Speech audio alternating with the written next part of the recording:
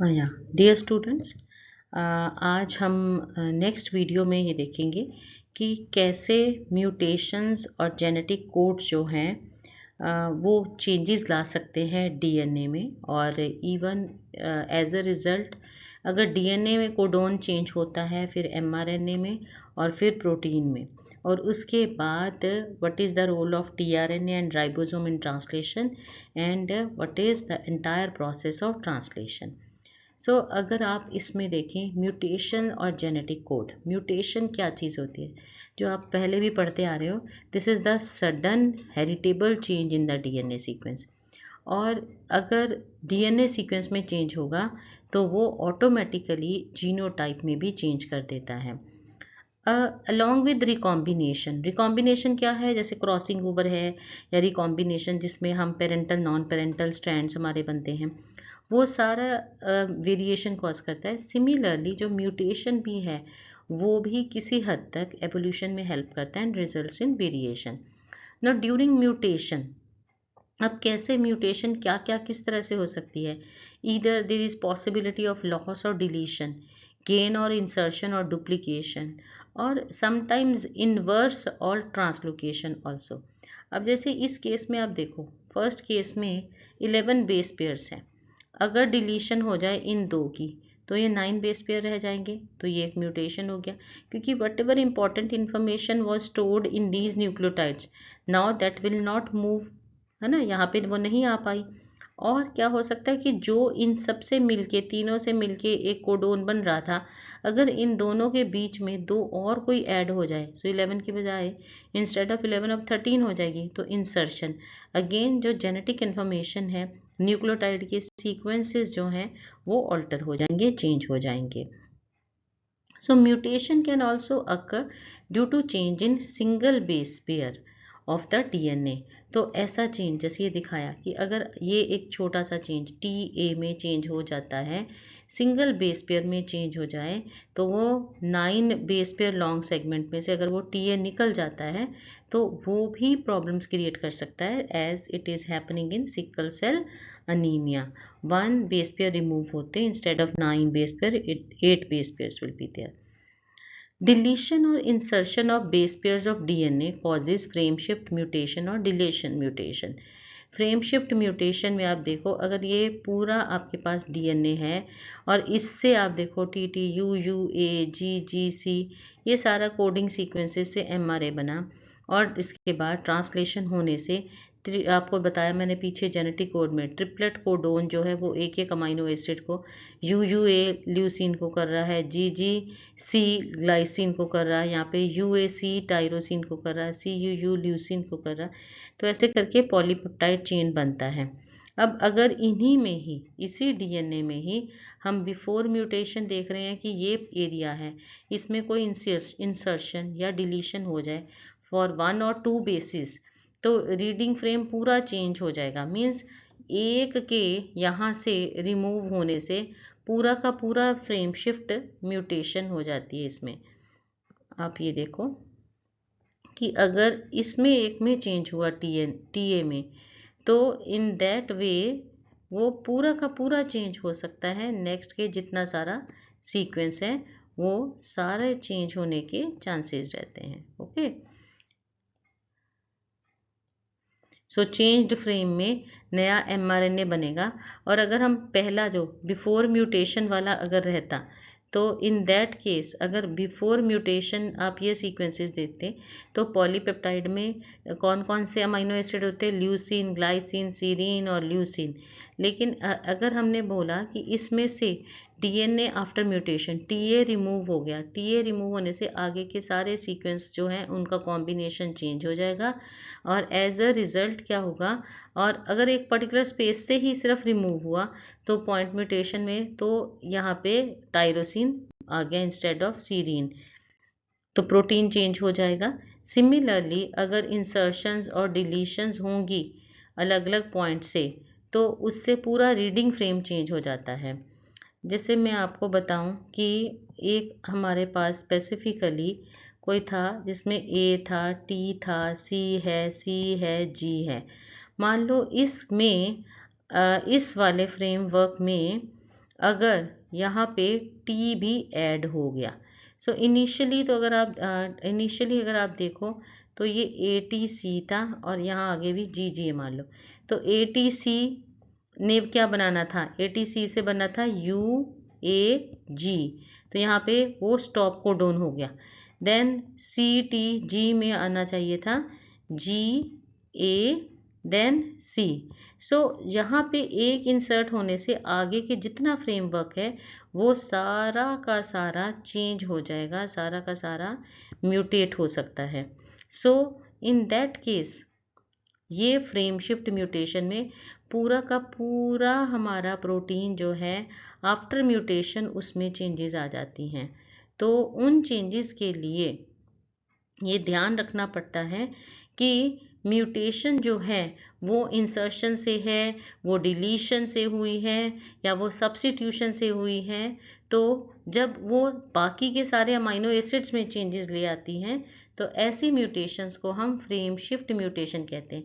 Like leucine leucine thyroxine glycine हो गया, leucine tyrosine हो गया, थ्रियोनिन ल्यूसिन, मीन्स एक पर्टिकुलर अमाइनो एसिड के बाद सारे के सारे अमाइनो एसिड फिर उसके बाद चेंज हो जाएंगे। ऐसी म्यूटेशन को हम बोलते हैं frame shift mutation. Okay, next is regarding tRNA कि टीआरएनए को हम अडेप्टर मॉलिक्यूल कहते हैं, क्योंकि टीआरएनए अगर आप स्ट्रक्चर देखोगे तो टीआरएनए के डिफरेंट लूप्स हैं, उनके डिफरेंट डिफरेंट फंक्शंस है। बहुत ज़रूरी है, बहुत ध्यान से आपको इसको समझना है। ये रहा टीआरएनए का स्ट्रक्चर। सो टीआरएनए में ये 4 तरह के आर्म्स हैं आपको जो नज़र आ रहे हैं। इसको एंटीकोडोन लूप बोलते हैं, और ये वाला जो है इसके अंदर बेस पेयरिंग है, ये दोनों लूप्स हैं, बीच में एक्स्ट्रा आर्म है, और इसका एक आर्म है जिसके 3 प्राइम एंड पे अमीनो एसिड अटैच होते हैं।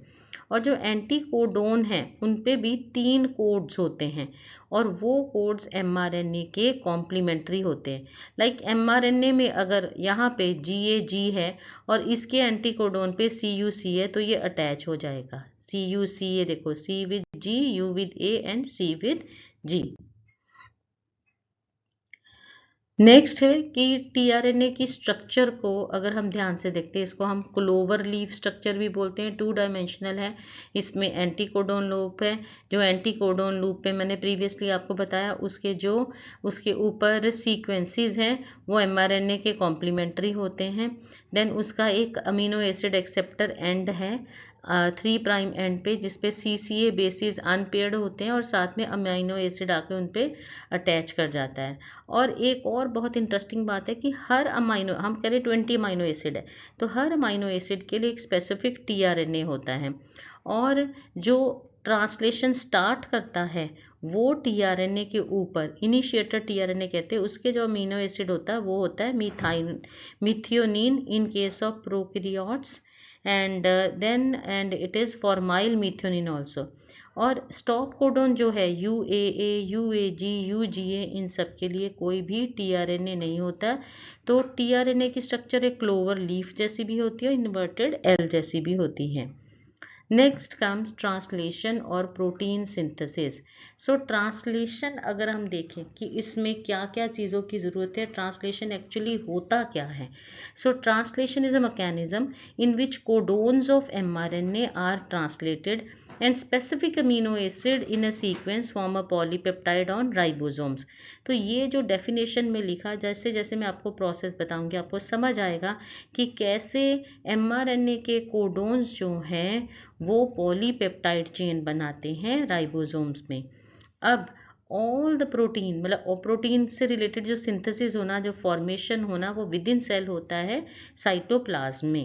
अब इसके लिए क्या क्या रिक्वायरमेंट है, amino acids are required, mRNA is required, tRNA, ribosomes, ATP, magnesium ions, enzymes, elongation factors, translocation factors and release factors. So ये आपने अच्छे से याद करने की ये सारी रिक्वायरमेंट्स है फॉर द ट्रांसलेशन और प्रोटीन सिंथेसिस। अब अमीनो एसिड जो होंगे 20 अमीनो एसिड होते हैं। तो एक बार, चाहे ये आपकी बुक में नहीं है, थोड़ा सा आपको आइडिया होना चाहिए कि ये कौन से 20 अमीनो एसिड है जो डिफरेंट प्रोटीन्स को बनाते हैं डिफरेंट कॉम्बिनेशन में। सो इनके एब्रीविएशन और single letter is mentioned: alanine, arginine, asparagine, aspartic acid, cysteine, glutamine, glutamic acid, glycine, histidine and isoleucine, then leucine, lysine, methionine, phenylalanine, proline, serine, threonine, tryptophan, tyrosine and valine. तो अब अगर आप एक amino acid की structure देखते हो तो इसके कार्बन के साथ एक तो एल्काइल ग्रुप लगा होता है, एक तरफ अमीनो ग्रुप होता है, एक तरफ हाइड्रोजन होता है और एक तरफ कार्बोक्सिल ग्रुप होता है। देन अमीनो एसिड की यही जितने हमने 20 अमीनो एसिड है, इनकी और कैटेगरी होती है कि कुछ पॉजिटिवली चार्ज होते हैं, कुछ नेगेटिवली चार्ज होते हैं, कुछ न्यूट्रल होते हैं, कुछ स्पेशल केसेस होते हैं और कुछ में हाइड्रोफोबिक साइड चेन्स होती है। मैं पहले आपको बता रही हूँ कैटेगरी के हिसाब से इलेक्ट्रिकली चार्ज में पॉजिटिवली चार्ज कौन कौन से अमीनो एसिड होते हैं: arginine, cysteine and lysine. Negatively charge होते हैं जो एसिड फॉर्म में है: aspartic acid and glutamic acid. Then जिन पे कोई चार्ज नहीं है, अनचार्ज्ड साइड चेन्स है पोलर, वो है serine, threonine, asparagine and glutamine. Special cases में आ जाते हैं सिस्टीन, ग्लाइसिन एंड प्रोलीन। और जिसमें हाइड्रोफोबिक साइड चेन्स होते हैं वो आते हैं alanine, valine, isoleucine, leucine, मीथियोनिन, phenylalanine, tyrosine and tryptophan. और नेक्स्ट अब हम पढ़ेंगे कि जो डीएनए है वो एक्चुअली सबसे मेन रोल ही उसका है कि उसने सिंथेसिस ऑफ प्रोटीन को कंट्रोल करना है। और कंट्रोल कैसे होगा? That is through transcription of mRNA and then genetic code is required for every amino acid. So RNAs एक तरह से देखा जाए तो वो इंटरमीडिएट मॉलिक्यूल है बिटवीन डीएनए, क्योंकि डीएनए के पास न्यूक्लियोटाइड्स हैं, उन न्यूक्लियोटाइड के कोडिंग स्ट्रैंड के फिर कॉम्प्लीमेंट्री एमआरएनए बनता है और उस एमआरएनए के ऊपर जो है फिर आगे कोडिंग से डिफरेंट जेनेटिक कोडोन के accordingly proteins are being synthesized. और इन सब में हेल्प कौन करता है? Ribosome as a site for protein synthesis. और अगर आप, जैसे हमने टीआरएनए की स्ट्रक्चर की, राइबोसोम की अगर हम स्ट्रक्चर करते हैं तो हमें पता है कि राइबोसोम्स हम पढ़ते आ रहे हैं कि ये वो ऑर्गेनेली है, सेल ऑर्गेनेली, जिसमें स्मॉलर और लार्जर सब यूनिट्स होते हैं और ये सेपरेटली प्रेजेंट होते हैं साइटोप्लाज्म में। लेकिन प्रोटीन सिंथेसिस के टाइम पे ये दोनों सब यूनिट जो हैं, स्मॉलर और लार्जर सब यूनिट जो होते हैं, ये बाइंड करते हैं। एक स्मॉलर यूनिट होता है, एक लार्जर सब यूनिट होता है, ये बाइंड करते हैं with the help of magnesium ions. So दोनों सब यूनिट जो हैं ये प्रोटीन सिंथेसिस में बहुत हेल्पफुल होते हैं। Next comes structure of ribosome. तो अगर आप राइबोसोम की स्ट्रक्चर देखते हैं, so there you will find कि राइबोसोम के ऊपर एमआरएनए बाइंडिंग साइट है और साथ साथ में यहाँ पे कैसे अमाइनो एसिड आके बाइंड करता है, ये लार्जर सब यूनिट के ऊपर आपको नजर आता है। ये स्मॉलर सब यूनिट है, एक होती है ए साइट जिसको amino acyl tRNA binding site कहते हैं, बी को पेप्टाइडल टीआरएनए बाइंडिंग साइट और ई को एग्जिट साइट बोलते हैं। सो यही एक्सप्लेनेशन बोला कि राइबोसोम के ऊपर there is one binding site for mRNA, then there are 3 binding sites for tRNA. क्योंकि जब मैं आपको प्रोटीन सिंथेसिस बताऊंगी तो आपको बताऊंगी इन ईपीए, ये जो अमाइनो एसाइल जो ए साइट है, amino acyl tRNA site, P is peptidyl site tRNA और E is the exit site, इनकी क्या इंपॉर्टेंस है प्रोटीन सिंथेसिस में। और जो फर्स्ट टीआरएनए, जब प्रोटीन सिंथेसिस हम आपको बताएंगे और बताएंगे कि सबसे पहला टीआरएनए जो जब आएगा तो वो किस साइट पे आता है? पी साइट पे आता है। किस साइट पे आता है वो? पी साइट पे first tRNA amino acid complex आता है। और जब अगर यूकैरियोट में देखें तो यूकैरियोट में ये जो दोनों सब यूनिट्स होते हैं इनके बीच में एक ग्रूव भी प्रेजेंट होती है। वो क्या करती है कि जो भी पेप्टाइडल चेन बन रही है या फिर एमआरएनए जो इसमें फंक्शन कर रहा है उसको डिफरेंट एंजाइम से प्रोटेक्ट करती है ताकि न्यूक्लियेसिस एंजाइम उनको डाइजेस्ट ना कर दें, तो प्रॉपर प्रोटीन सिंथेसिस स्टॉप हो जाए। तो इस चीज़ को प्रोटेक्ट करने के लिए यूकैरियोट्स में एक ग्रूव होती है। Now will start with the mechanism of translation कि कैसे पॉलीपेप्टाइड चेन बनती है, और इसमें बेसिकली 3 स्टेप होते हैं, initiation, elongation and termination. So first step आ जाता है इनिशिएशन ऑफ पॉलीपेप्टाइड चेन। देखिए ये काम बहुत तेज़ी से होता है, लेकिन इसमें क्या है कि जब ये हमने बताया कि ये टीआरएनए है, टीआरएनए का मैंने बताया एंटीकोडोन यहाँ पे कोड्स होते हैं जो कि कॉम्प्लीमेंट्री होते हैं एमआरएनए के। अब जैसे फर्स्ट अमाइनो, और इसमें एक अमाइनो 3 प्राइम पे अमाइनो एसिड के बाइंड करने की साइट है, लेकिन वो अमाइनो एसिड तब बाइंड होगा जब ये वाला टीआरएनए चार्ज्ड होगा। तो इसके चार्ज होने के लिए we need amino acyl tRNA synthase enzyme and ATP. As a result amino acid 3 end पे बाइंड हो जाता है, और ऐसे टीआरएनए को हम अमाइनो एसाइल टीआरएनए कहते हैं। सो पहला स्टेप आपको क्या बताया, चार्ज्ड टीआरएनए, जिसके लिए amino acyl synthase tRNA synthase enzyme और एटीपी इज रिक्वायर्ड, और अमाइनो एसिड जो है वो आके पहले टीआरएनए पे बाइंड करता है। अब अगर हम देखें तो हमारे पास smaller sub unit of ribosome है, और इस smaller sub unit of ribosome पे आके इस वाले आरएनए में बाइंड करना है। So small sub unit of ribosome binds to the mRNA. अब जो इनिशिएटर कोडोन एमआरएनए के ऊपर है, तो आप देखेंगे इसमें कि इनिशिएटर कोडोन यहाँ पे है, ये जो ग्रीन कलर का दिखाया AUG is present on mRNA. इसने प्रोसेस जो है प्रोटीन सिंथेसिस की स्टार्ट करनी है। दैट मीन्स इस AUG पे आके सबसे पहला टीआरएनए बाइंड करेगा, और उसके एंटीकोडोन में कोड क्या होना चाहिए, UAC, और वो बाइंड करेगा through hydrogen bonding. So again अब आप ये देखें, ये आ गया स्मॉलर सब यूनिट था राइबोसोम का, उस पे ये टीआरएनए जो है उसकी पी साइट पे आके, जिस पे UAC थी, और एमआरएनए के AUG पे आके बाइंड कर गया। इसमें अगर वो यूकैरियोट्स हैं तो उसमें पहला अमाइनो एसिड मीथियोनाइन होता है। जैसे इनिशिएशन कोडोन कौन सा होता है, स्टार्ट कोडोन AUG, और उसका एंटी कोडोन पे होगा UAC टीआरएनए पे। टीआरएनए पे पहले पे इनिशिएटर टीआरएनए पे अमाइनो एसिड होगा मीथियोनाइन इन केस ऑफ यूकैरियोट्स, और फॉर्माइल मीथियोनाइन होगा इन केस ऑफ प्रोकैरियोट्स। अब नेक्स्ट कम्स सेकेंड फेज से थोड़ा सा पहले, जैसे पहले स्मॉलर सब यूनिट आया, उस पे एमआरएनए बाइंड कर गया, उसके AUG पे उसकी पी साइट पे पहला टीआरएनए आया जिसमें फॉर्माइल मीथियोनाइन था इन केस ऑफ बैक्टीरिया, और वो UAC एंटीकोडोन था, वो पी साइट पे आ जाता है। अब फिर लार्जर सब यूनिट आके स्मॉलर सब यूनिट के साथ बाइंड होने के लिए उसको मैग्नीशियम आयंस की ज़रूरत पड़ती है। So initiator charged tRNA with activated methionine occupies P site, लेकिन A site अभी भी vacant है।